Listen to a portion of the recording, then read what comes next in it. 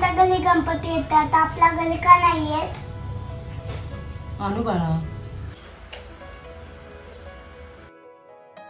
गणपती कितीला हो? राजवीर, आमच्या घरी आहे ना गणपती बाप्पा आलेत. आमच्या घरी पण गणपती बाप्पा आले. तुमच्या घरी आलेत का? ते बाप्पा आमच्या घरी एकदा तरी या ना. तुम्ही कामासाठी कॉल केला होता का मला? मी? अगं नाही ग, मी तर नाही कॉल केला तुला. माझं साड्यांचं काम आहे, लवकर करून दे. आई, मी माझ्या गणपती बाप्पांना घरी बोलावले.